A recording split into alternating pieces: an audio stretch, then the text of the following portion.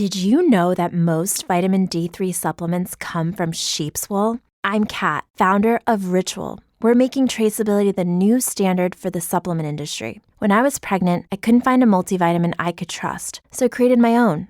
Ours is made traceable, third-party tested, and clean label project certified. Oh, and our vitamin D3, it comes from sustainably harvested lichen from England, not sheep. Trace for yourself with 25% off at ritual.com/podcast. History as it happens, August 13th, 2024. Humanizing Hitler. Muss in Deutschland kommen und muss sagen, den Frieden wollen wir. Aber diese ununterbrochene Entrückung lehnen wir ab. Und die Entbehrung ertragen wir nicht. By studying Adolf Hitler, his henchmen, and the functionaries of the Nazi movement who created a dictatorship and perpetrated war and genocide. By studying them, what can we learn about our own troubled times? Historian Richard Evans asks this question in his new book, Hitler's People, a question he says that has gained new urgency and importance amid the rise of autocrats and threats to democratic institutions across the globe. That's next as we report History as it Happens, a podcast from the Washington Times. I'm Martin DeCaro. We will root out the communists, Marxists, fascists, and the radical left thugs that live like vermin within the confines of our country. Международной парламентской конференции Россия, Латинская Америка. По инициативе руководства Európa nem vált át békepolitikára, akkor Trump győzelme után már csak a vereség. 任何外来势力欺负、压迫、奴役我们。谁妄想这样干？ Bei Diktaten wirken wir nicht mit. Sie mögen ein Diktat als Diktat uns aufoktroyieren. Hitler wanted a world war in order to establish global hegemony. I found some interesting, rather neglected statements along these lines in the speech in 1930. He wanted a world war. He wanted perpetual war. Because only through war and violence, he believed, could a race or a nation keep ahead of competition for supremacy. Present-day anti-democratic politicians do not, on the whole, advocate war. If you think you know what a fascist rally is supposed to look like, well, have you seen Triumph of the Will, released in 1935? It's Leni Riefenstahl's film about the 1934 Nazi Party rally in Nuremberg. Now, this is a fascist rally.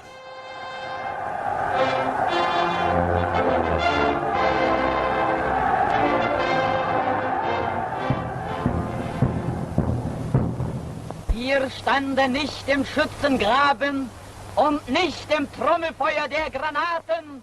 As Richard Evans writes in his new book, Hitler's People, The Faces of the Third Reich, the film portrayed the apotheosis of Hitler as Führer, striding alone along a broad alley between massive anonymous blocks of stormtroopers and SS men, or shot in isolation from below against a backdrop of clouds, as he worked himself up into an emotional climax in his final speech, or at the beginning, descending in an aircraft onto Nuremberg like a god coming down from heaven. The film was a huge success, winning not only, predictably enough, the German National Film Prize, but also top prizes at the Venice Film Festival and the Paris World Exposition. It is the most famous film Riefenstahl ever directed. It is brilliant propaganda. So who was this woman who put her formidable creative talents to work for a regime that perpetrated the most horrific crimes in history? Dass für Millionen unserer Volksgenossen die Arbeit nicht mehr ein trennender Begriff sein wird. Evans writes, Riefenstahl was not a fanatical Nazi, but she willingly served those who were, and her persistent retrospective editing of her life and career after 1945 to make it seem harmless and unpolitical fails to convince. From start to finish over an extraordinarily long period, her work had a striking consistency, reflecting cultural attitudes towards the natural world, the human body, physical prowess, the mystical celebration of masculinity in the individual and the group, that fitted effortlessly into the ideology of the Nazi Party. Again, that is the writing of Sir Richard Evans. Riefenstahl's life and role in helping sustain the Nazi regime is the subject of one of the 22 biographical essays in Evans' excellent new book, which I did review for the Washington Times. I'll include a link to it in my weekly newsletter. You can sign up at historyasithappens.com or find History as It Happens on Substack. So who were the Nazis, asks Evans. What motivated the leaders and functionaries of the Nazi movement and those who put their project into action? What had happened to their moral compass? Were they in some sense deviant or deranged or degenerate? Were they gangsters acting with criminal intent, or were they ordinary men, and a few women, or perhaps more precisely, ordinary Germans? Did they come from the margins of society? Were they outsiders, or were they in some sense part of German society's mainstream? The preface continues with such questions because our own times have added urgency to the task of identifying answers. So one autocrat who came to mind while I read this book is Hungary's Viktor Orban. Not because he's another Hitler, he's not even close to that, but because he seems fixated on denigrating Hungary's enemies, real or imagined, in existential terms. In this speech in late July, he warned of the European Union's demise, while praising Putin's Russia. On the other hand, said Orban, the behavior of the West is not understandable. He said Western values are fixated on spreading gay rights, and anyone who does not accept it is classified as backward by the Western world. However, the world, says Orban, does not agree with this, and as a result, Putin's strongest tactical weapon today, the imposition of gay rights in the West, is to resist it. So I have to say I'm not quite sure what Orban is getting at there, but the gist of his remarks was the West is going in the wrong direction and needs to wake up, which is quite a remark coming from the leader of an EU and NATO member state.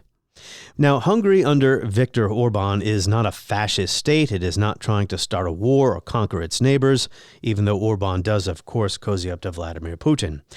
He calls Hungary an illiberal democracy.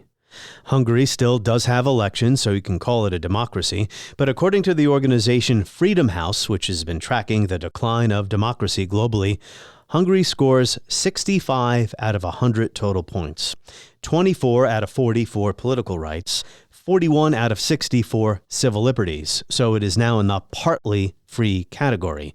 So as you know from listening to the podcast over the past weeks and months, I'm very hesitant to rummage around the 1930s looking for guidance or analogies to help us figure out our current problems, which is why I am thrilled Sir Richard Evans is on the podcast today, because he does not traffic in cheap analogies. He is one of my favorite historians.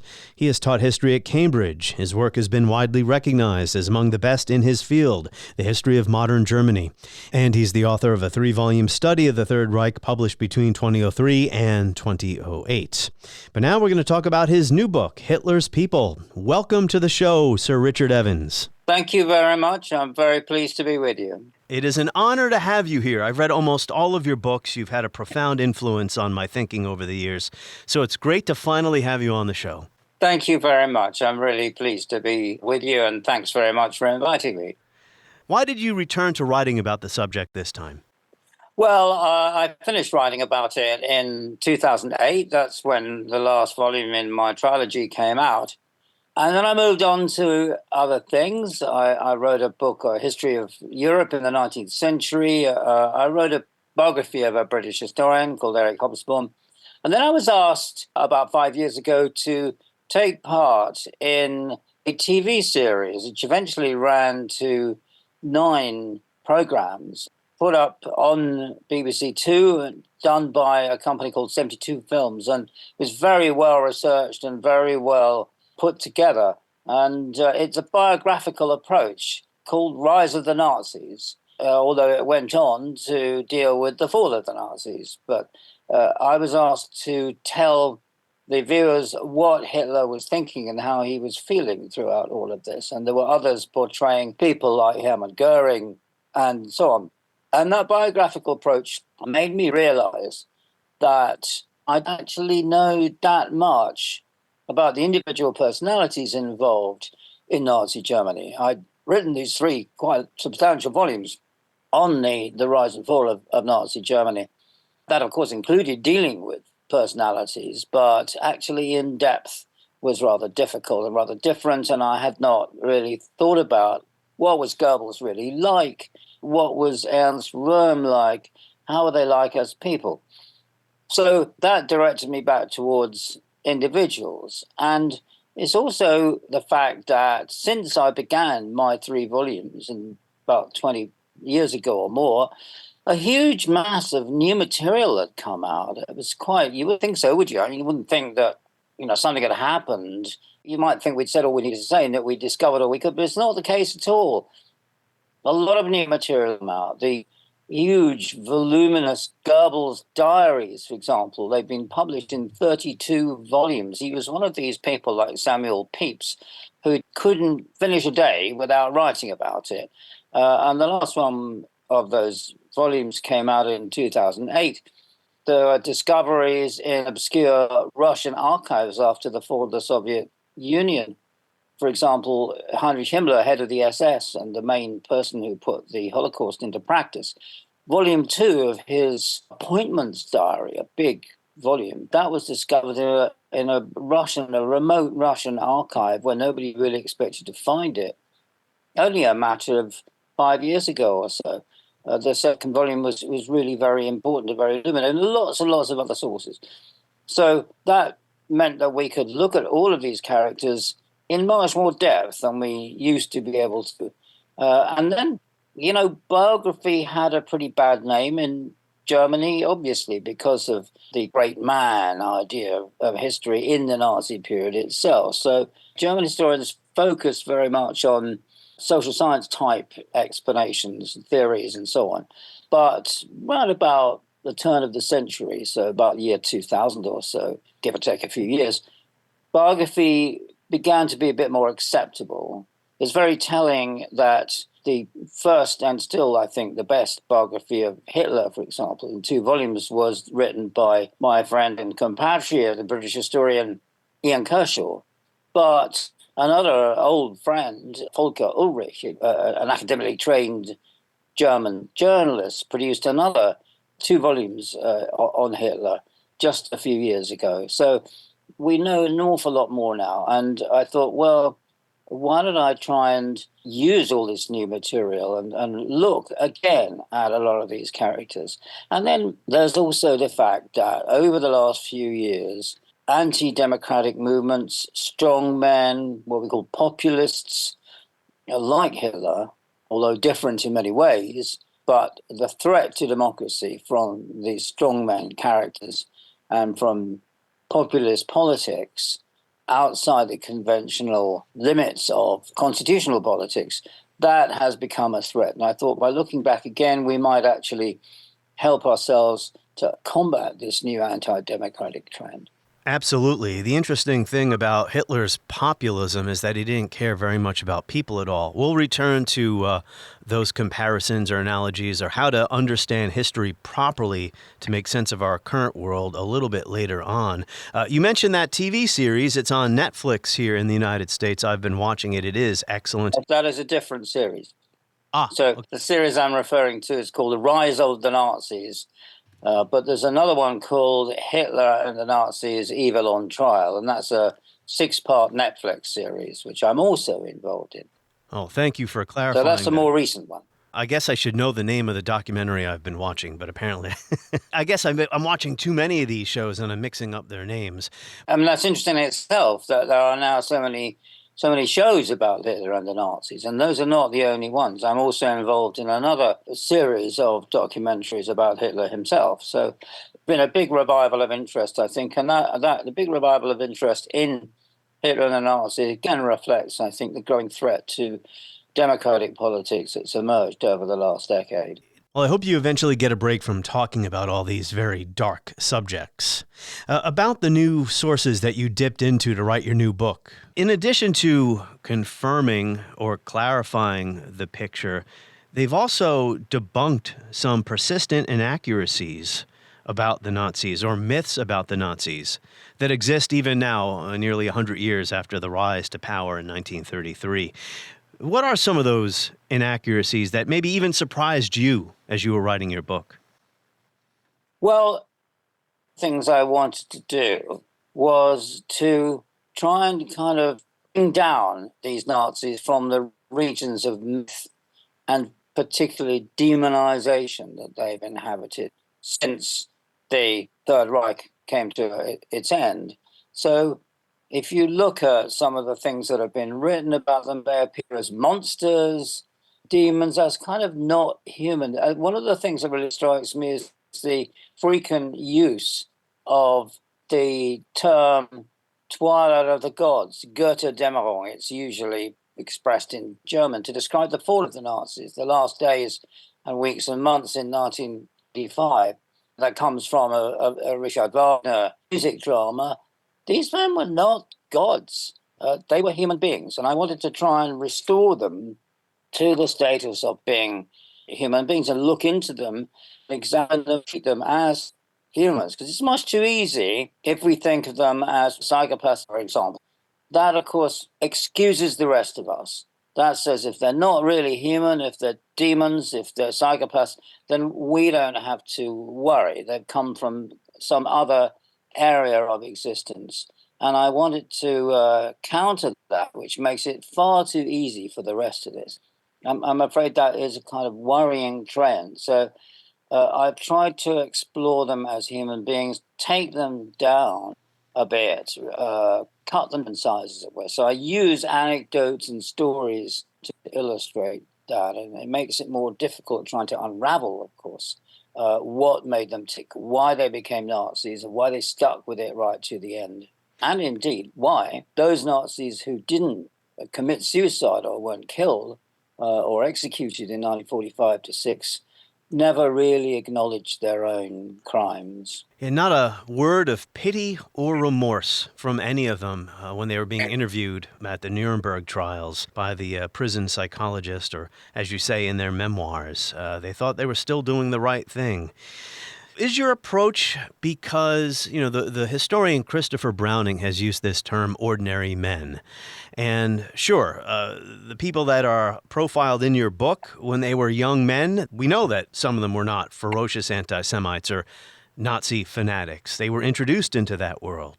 Yet at the same time, they're not ordinary. Anyone who has that level of radicalization and is willing to kill that many people, right, is not necessarily an ordinary person.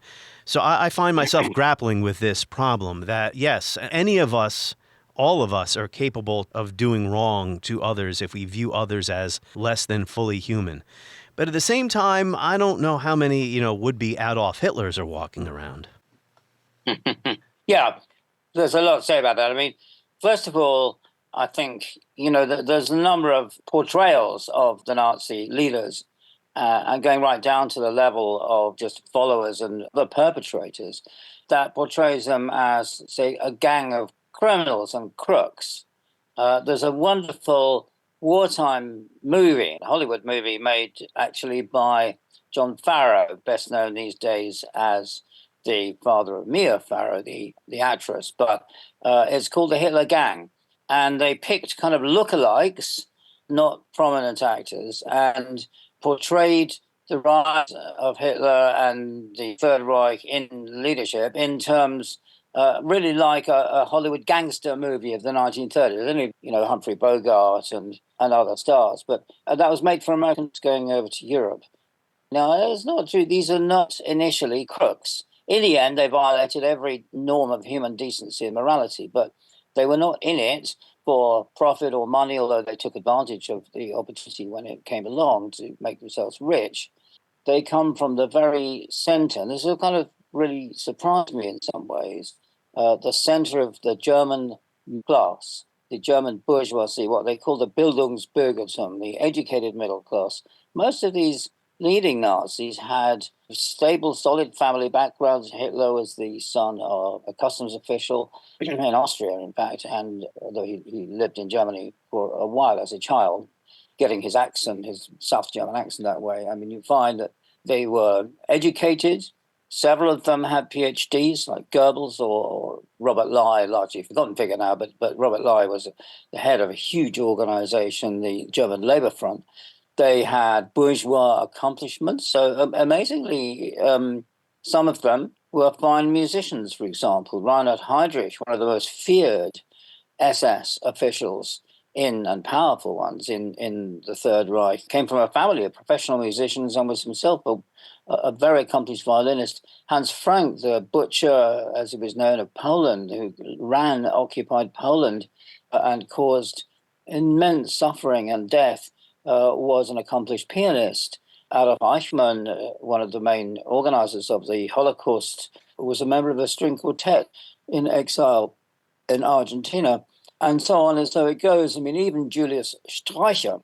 Streicher was a notorious anti-Semite who ran a terrible, violent, anti-Semitic magazine or newspaper called Der Stürmer.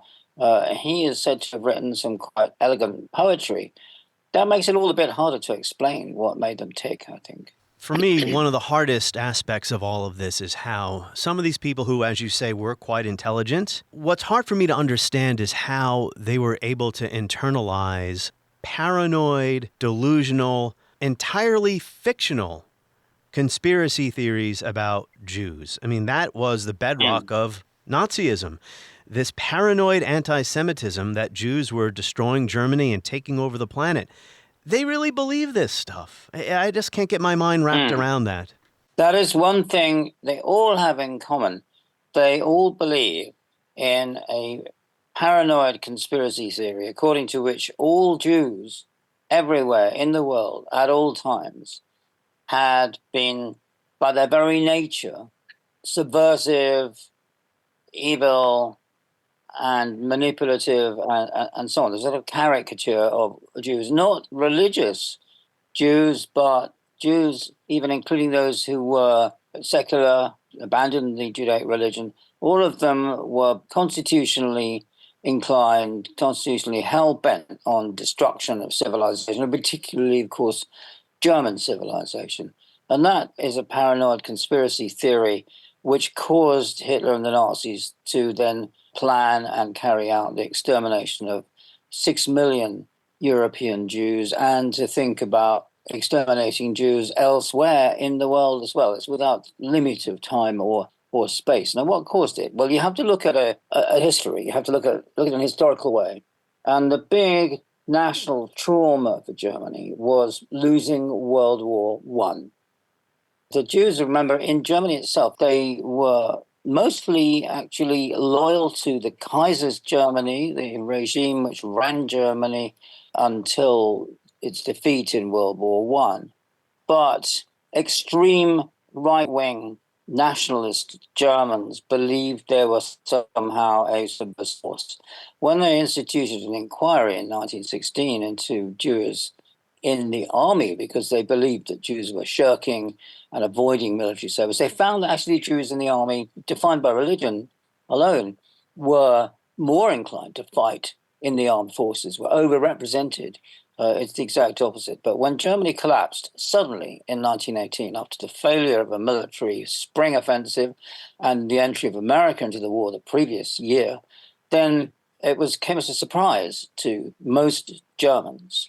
And they then, on the extreme nationalist right, they then grasped for a paranoid pseudo-explanation. The German army was undefeated. It was only stabbed in the back by Jewish subversives on the home front. And that became the explanation that Hitler, who had fought in World War I, grasped for and then internalized. And that also became the explanation that other leading Nazis had as well. You know, sometimes they would name names, name a specific Jewish person who did this or that. But most of the time it was just this sweeping, generalized condemnation of all Jews. It just doesn't make any sense.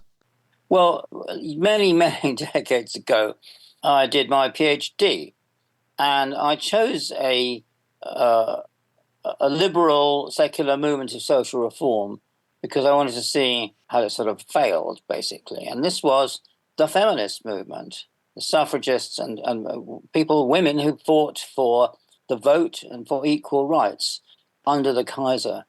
I wanted to try and explain how it was, since this is one of the largest feminist movements in the world, that so many women had voted for Hitler and the Nazis in the free elections in the Weimar Republic in 1932. And in fact, I discovered that more women than men voted for Hitler, partly because, of course, there were more women because the slaughter of men in World War I in the army. Anyway, I came across some extreme nationalist attacks on the feminist movement who were accused of being run by Jews. And then a list of names was given in this propaganda just before World War I. And none of these names were of actual Jews. So it's quite a complicated situation. But the attack on the Jewish community, both religious and secular, in Germany itself was massive and vicious and extreme. All the way through, there was always an element of violence and criminality in what Hitler was doing, even as he sought to achieve power through the legal route. There was still plenty of illegal violence, crime. So I think your most trenchant observations in this volume, Hitler's People, the Faces of the Third Reich, these men were men. They were not monsters. They did monstrous crimes, but we have to try to figure out how people in certain historical and intellectual or ideological contexts became Nazis. The other important aspect, or there may be many more aspects of the book, but we'll just talk about a couple here. The other important aspect that I picked up on was demonstrating how the dictatorship functioned. What was the basis for its popularity? And it's hard to determine just how popular was Hitler. You mentioned Ian Kershaw before. I might be wrong about this. If he did not coin this term, he's used it. Popular dictatorship, meaning that there was some popular basis to Hitler's rule. Of course, there was always plenty of coercion as well. So, Sir Richard, how popular were the Nazis? Well, of course, we don't have opinion polls. We don't have free elections. The Nazis carried on when they took power in 1933, having elections, nationwide elections, and indeed women continued to have the vote. What Hitler wanted to show the world, particularly European powers, was that he had popular consent. And so this is achieved, of course, by the fake methods you find in every dictatorship. There was no opposition. The Nazis were the only candidates in elections. Known opponents were arrested and put to one side and not allowed to vote. The secret ballot was abolished.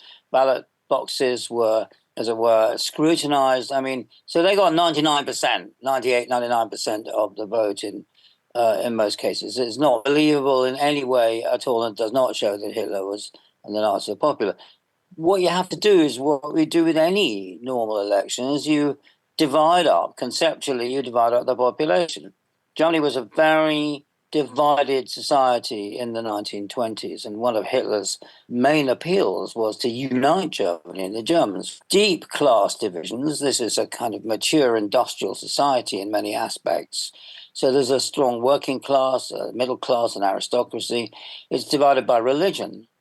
No other major European country was. They were either Protestant or Catholic, but the Protestant-Catholic divide was very, very important.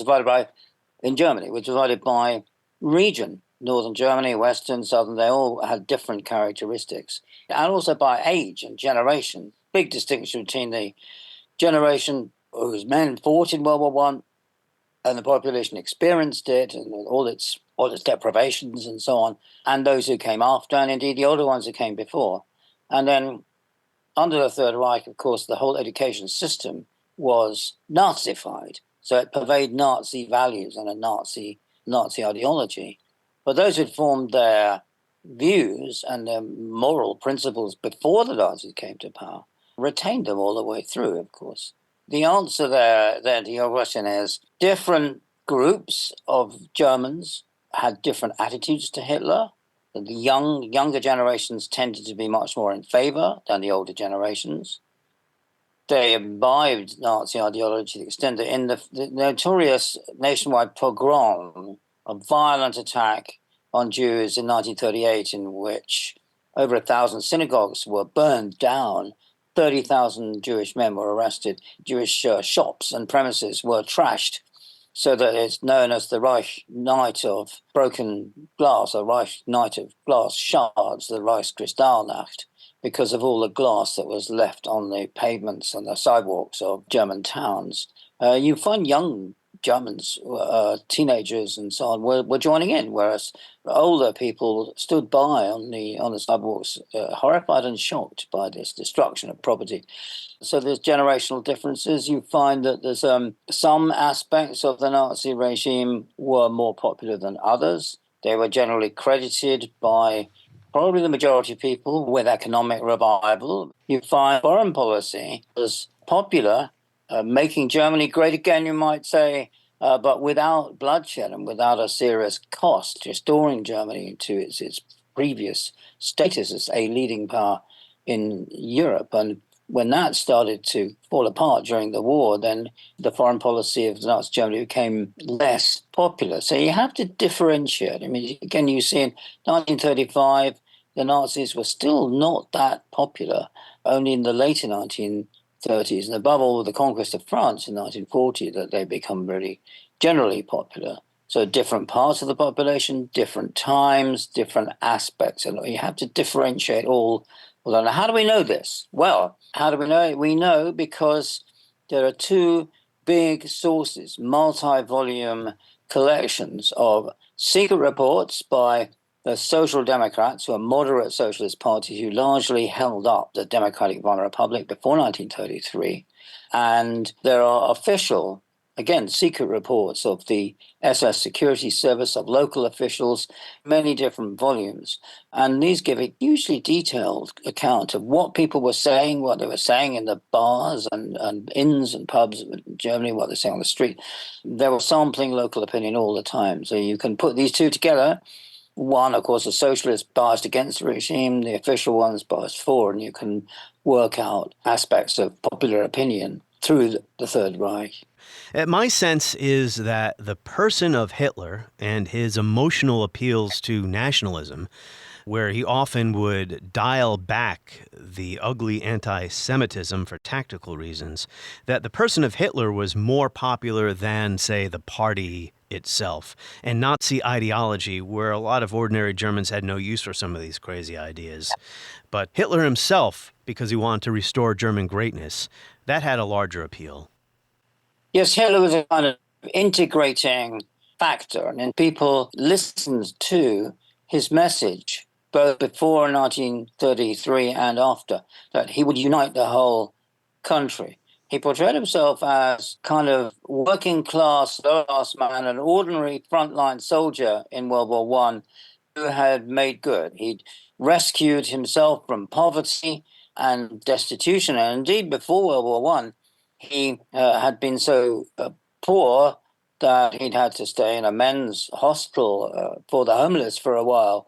He was a man who then had to kind of rescue himself, pulled himself up by his bootstraps, and he then always in his speeches would then draw a parallel with Germany. He would pull Germany up by its bootstraps, as it were.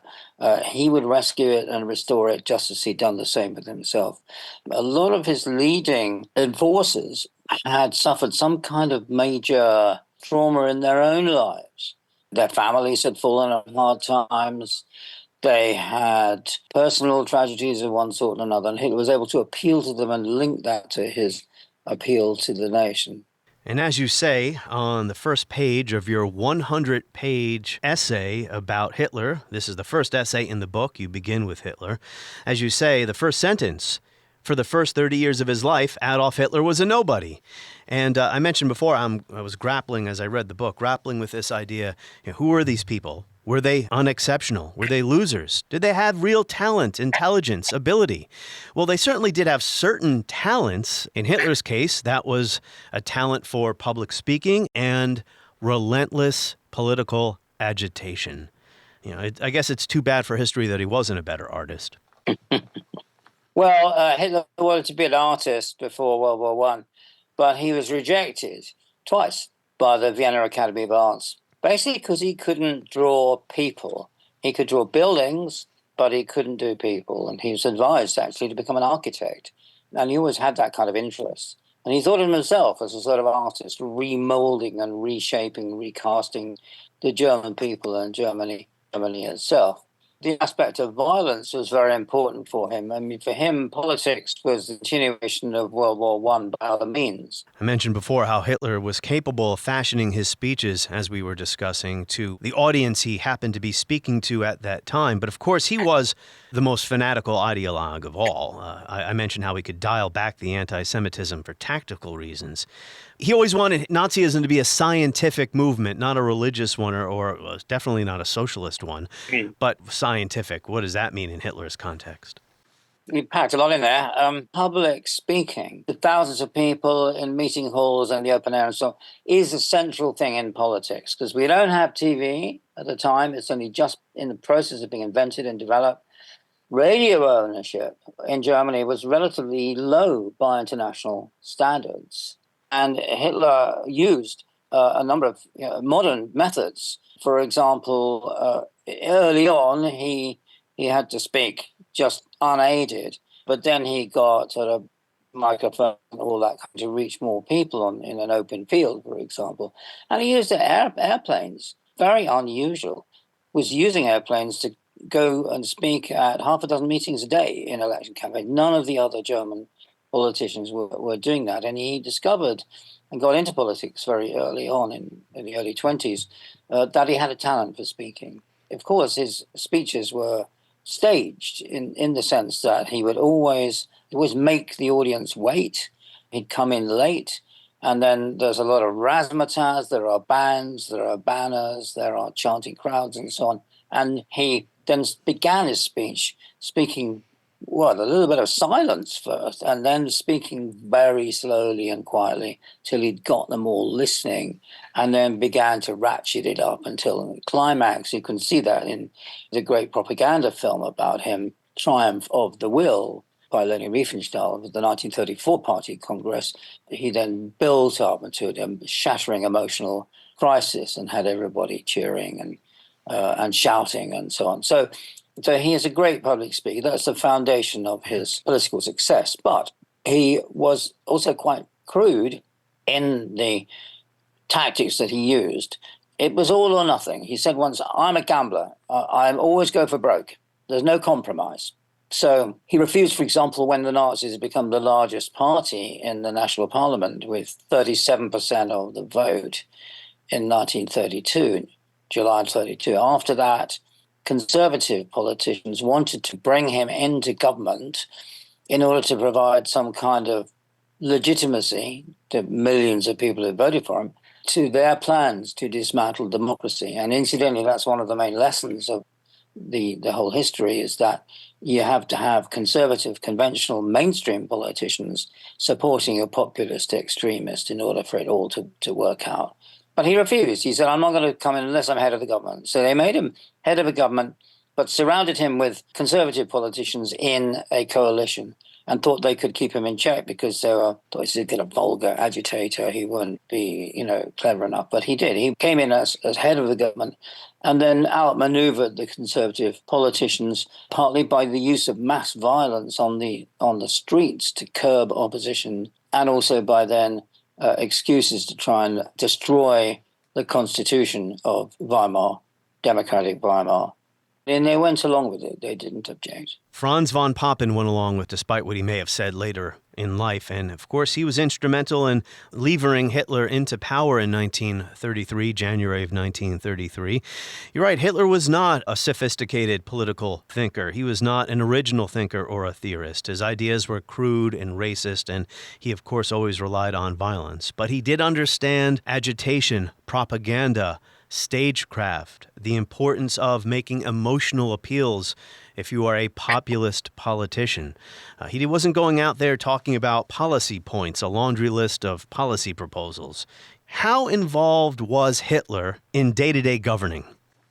Well, just to come back to the beginning of what you said, just coming back to Franz von Papen, he was a conservative Catholic politician at a time when the popes, Pius XI and XII, were extremely worried about the spread of communism, atheistical, anti-religious communism, and so looked to anti-democratic regimes to try and stem this. Franco in Spain, or Mussolini in Italy, and indeed Hitler in Germany. And von Papen was really motivated by this kind of ideology. And wherever he sought personal quirks or pathologies that explain people's in the Nazi movement, ideology is really very, very important.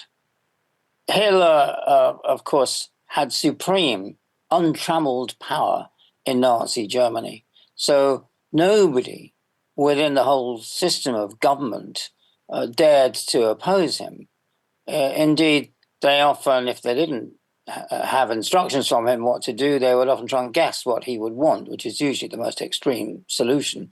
That was called by one official, Werner Willikens, otherwise obscure man, working towards the Führer, going to guess what he'd want and then do it yourself if you're not told what to do. But where he didn't feel that he was really qualified or wasn't really interested as in economic management, he entrusted that to other people. So Hjalmar Schacht, who was actually a half American financial wizard who basically restored the German economy after the hyperinflation that ended in 1923, was put in charge of the economy. And when Schacht didn't do, when he started objecting to Hitler's massive expenditure on arms, he was retired. It depended on the era. During the war, later on, Hitler became obsessed with directing military operations because he thought he was better than the generals. He thought the generals were cowards. In fact, his own idea was simply just attack, attack, attack wherever you can. You mustn't give way or give an inch. That's one reason why the Germans tended during the war not to develop effective defense against bombing raids, because that would have been cowardly. They thought you had to attack all the time. So he wasn't a very systematic worker. He got up late in the morning. He tended to receive visitors around midday in the early afternoon. And then he went for a walk maybe and then watched old movies late into the night. He's not lazy. He wrote his own speeches, for example, and practiced them. Unlike today's politicians, they weren't written for him, but he was rather erratic and not systematic. You say here on page 100, he could not, of course, control every aspect of policy. In key areas such as foreign policy, the visual arts, and race, he drove it on or on occasion held it back for tactical reasons. You go on to say, overall, however, it was Hitler's ideological obsessions that provided the essential foundation for everything that happened in the Nazi movement and the Third Reich. He set the parameters. Subordinates were left to fill in the details. That is what Ian Kershaw says or calls working toward the Führer, right? Hitler, as well, set the ideological tram lines along which people had to go. I put a little bit more emphasis than Ian Kershaw on direction from the top. He could slow things down when he wanted to. So this year, 2024, it's the Olympic Games in Paris. And in 1936, the Olympic Games are held in Berlin. It's a decision made by the International Olympic Committee before Hitler came to power.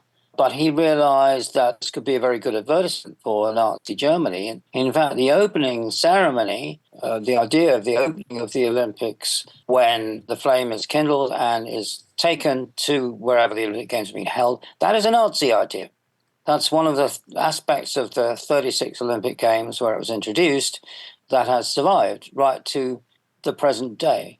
And because of the international attention paid to the Nazi Olympics, Hitler ordered that anti-Semitic agitation be scaled down, that notices put up outside German villages saying Jews are wanted here should be removed, and then he could accelerate it, for example, with the so-called Nuremberg laws, which made Jews subjects rather than citizens in 1935, and the decision to stage the nationwide pogrom known as the Reich Kristallnacht in 1938, that was also his. Yeah, it was impossible to conceal all this hatred for very long. Worldwide headlines are made. One other thing about the book, reading about figures like Goering or von Ribbentrop, it's easy to come away with the sense that what vain, ignorant, stupid buffoons, what a bunch of dummies.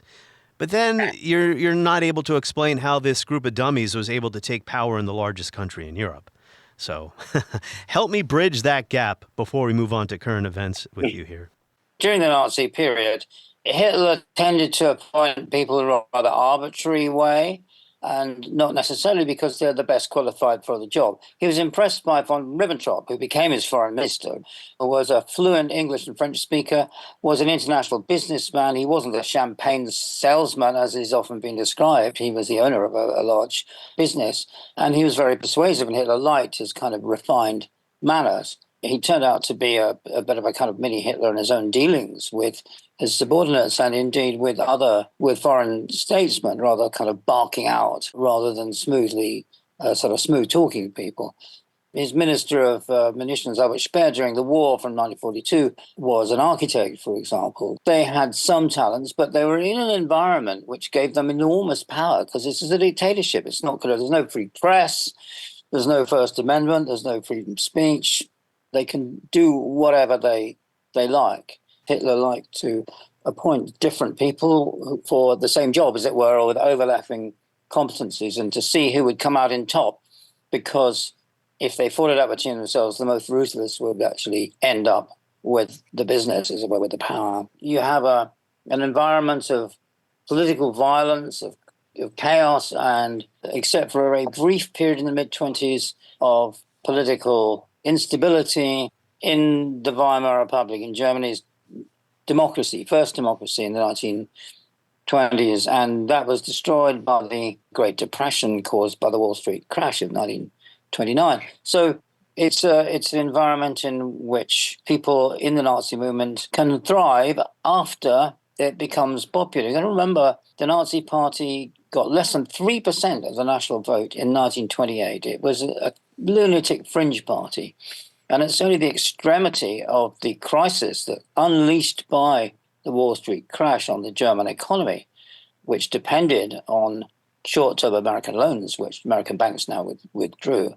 That is what, combined with a widespread national feeling of humiliation by the Treaty of Versailles, by the defeat in World War I, that then boosted the popularity of the Nazi Party. And even then, they only got 37.4% of the vote in the national elections at the height of their popularity in a free vote, in a democratic vote in 1932 in July. So what it gave these people like Goering, Goebbels and others under the Third Reich, when Hitler came to power in 1933, it gave them almost untrammeled power.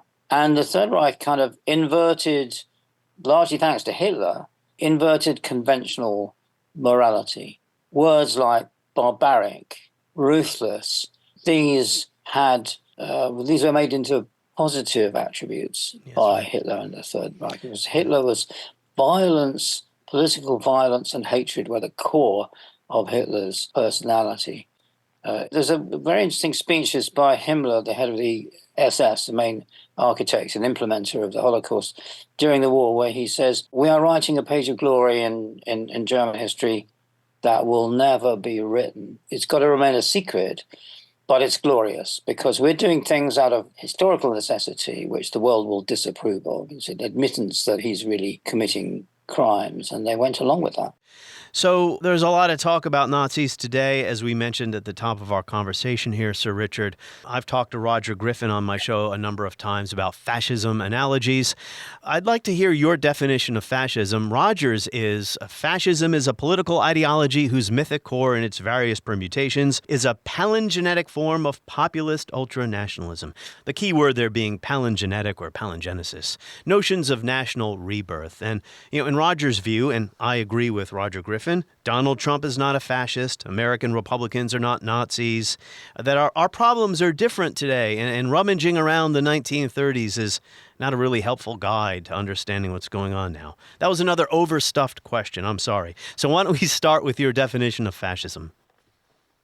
Well, fascism was a post-World War I movement, militaristic, ultranationalist, with an emphasis on war and the destruction of democracy. It's not an eternal political phenomenon that constantly rears its head. It's a product of World War I. If you just look at attitudes to war, the fascists were hell-bent on setting up new wars. Mussolini wanted wars to create a new Roman Empire in his Italian fascist movement, the original fascist movement. Hitler wanted a world war in order to establish global hegemony. I found some interesting, rather neglected statements along these lines in a speech in 1930.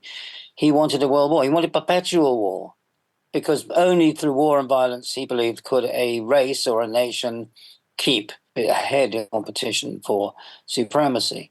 Present-day anti-democratic politicians do not, on the whole, advocate war. Even Vladimir Putin, who's the one who has actually launched a war, I don't believe wants to conquer the whole of Europe. He wants to reconstitute the territory of what used to be the old Soviet Union. He doesn't want to conquer France. Fascism is militaristic, so everybody should be put into uniform or work in work camps. I don't see present-day fascists, if you want to call them that, dressing up their followers in uniforms and jackboots and brown, black, green, blue, or whatever it is, shirts. They are, in a sense, more individualistic. So there are many differences between today's anti-democratic would-be dictators and strongmen. And it's important to realize that, because then we cannot and we should not fight the enemies of democracy with the weapons of yesterday. Exactly. How are we supposed to figure out the best remedy for today's problems if we're misdiagnosing the problem? And, you know, it's not just politicians or podcast hosts like me who make these fallacious comparisons, although I pride myself on staying away from those. We see serious historians, or supposedly serious historians, making these comparisons. I have mentioned Timothy Snyder. You actually mentioned him in your essay in the anthology that was edited by Daniel Steinmetz Jenkins. Did It Happen Here? Perspectives on Fascism in America. He has been comparing Putin and Ukraine to 1938 and Munich. This is our Munich moment. I think that's reckless. It's also inaccurate. Well, I'd largely agree with you on that. Tim Snyder is, in a way, a spokesman for Ukraine, and I think the parallels are really quite misleading. Of course, what Putin has been doing in Ukraine is absolutely terrible. He has a strong belief that Ukrainians are not a people, they are actually Russians who are being misled by a clique of fascists at the top, which is quite absurd. And Putin, therefore, wants to destroy Ukraine in what I think we can justly say is a genocidal war. But he doesn't want to go much further than that. In a speech I mentioned that he gave in 1930 to his followers, Hitler said, in the so-called scramble for Africa in the 1880s, Germany missed out. Germany had only just been formed as a united state, and it was Britain and France who got the lion's share. We won't make that mistake again. Next time the world is divided, which is coming soon, we will dominate the world. He called it, the German word, Weltherrschaft, world rule or world domination. A war without limit of time or space. He mentions, there's hints in his so-called second book, written after Mein Kampf, that wasn't published for various political reasons. He mentions that there are hints that he wants to, if he conquers Europe, when he conquers Europe, he will then go after the United States. There's no limit as to his ambition. Putin's ambitions, which are causing him to commit terrible crimes, are, by contrast, relatively limited. Unlike Hitler, I think today's autocrats or wannabe autocrats want to maintain some form of democracy to give them at least the patina of legitimacy, whereas Adolf Hitler used democracy until, he was ready to get rid of it. Do you agree that today's autocrats want to maintain some kind of, as Orban says, illiberal democracy? No, I don't. I mean, Nazi Germany was not an illiberal democracy. It wasn't a democracy of any kind. In fact, it was a dictatorship. And here I think I part company with you. I did say that Hitler was not a Democrat, and today's autocrats want to keep some kind of democracy. Yeah, and where I part company with you is that Hitler, like today's autocrats, wanted a kind of pseudo-democracy. He wanted to give the impression to the world at large that he was a Democrat. That's why he continued to hold national elections. And these were, of course, manipulated by coercion, fraudulence, and so on, violence even. They were manipulated to give the impression that The whole of the German people backed Hitler, and that gave him a form of legitimacy. And that's no different from what today's autocrats are doing, except some of them are not terribly successful in manipulating elections.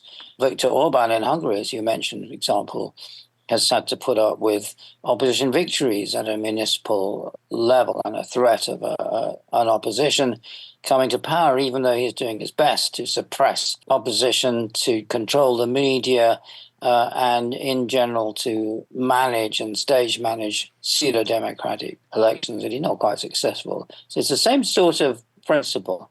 If things, as you say, if you're trying to manipulate things and they're not going your way, if you're not all that good at it, then you may have to resort to terror and coercion, and then things get ugly.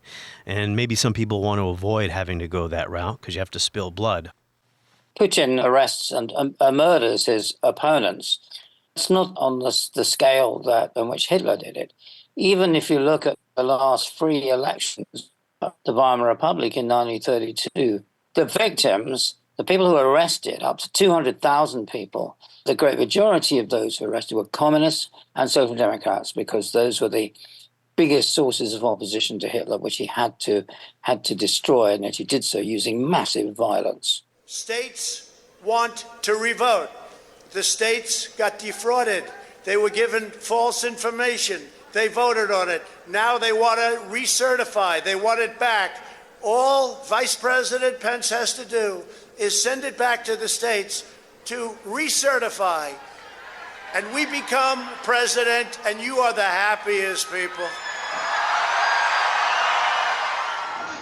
We have a breach of the Capitol! Breach of the Capitol to the upper level!